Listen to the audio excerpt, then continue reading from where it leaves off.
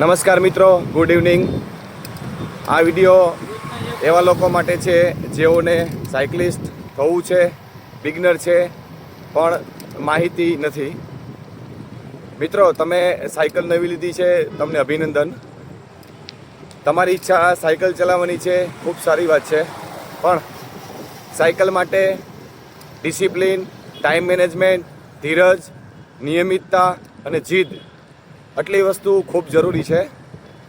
જો આટલી વસ્તુ તમારામાં નહીં હોય તો તમે નિયમિત સાયકલિંગ નહીં કરી શકો, અથવા તો કોઈ ગ્રુપ તમે જોઈન કરશો તો તમે તે ગ્રુપનો લાભ લઈ નહીં શકો. ઘણા બધા એવા મિત્રો છે કે જેઓ સોશિયલ મીડિયામાં સાયકલિંગના વિડીયો ફોટો જોઈ અને સાયકલિસ્ટ બનવાનો પ્રયત્ન કરે છે, પણ ખરેખર એ શક્ય હોતું નથી. પહેલાં તો તમને શોખ હોવો જોઈએ કે મારે લોંગ ટાઈમ સાયકલિંગ ચલાવવી છે, નહીં કે સોશિયલ મીડિયામાં જોઈ અને સાયકલિંગ શરૂ કરવું. મેં ઘણા એવા પણ સભ્યો જોયા છે કે જેમને સાયકલ લઈ લીધી છે, 1-2 રાઈડ કર્યા પછી સાયકલ પણ મૂકી દીધી અને સાયકલિંગ પણ સાવ મૂકી દીધું છે.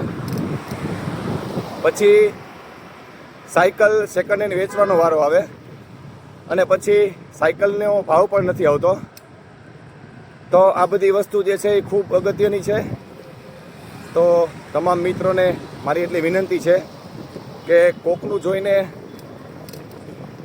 કરશો નહીં.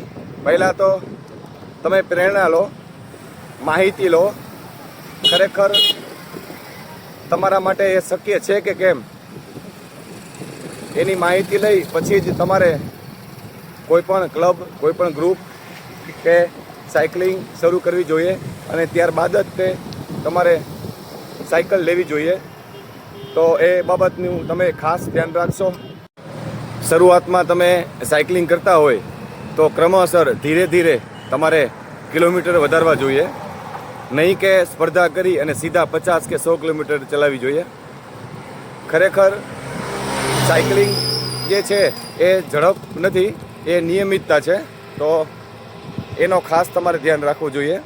યાદ રાખો મિત્રો, સાયકલિંગ એ એક દિવસની સિદ્ધિ નથી, પરંતુ સાયકલિંગ એ જીવનશૈલીનો સુંદર સફર છે કે જેમાં તમારે નિયમિત રીતે સાયકલિંગ કરી અને તમારી તંદુરસ્તી જાળવવાની છે અને આપણી જાતને પ્રૂવ કરીએ કે આઈ કેન ડૂ ધીસ. આભાર. જય હિન્દ.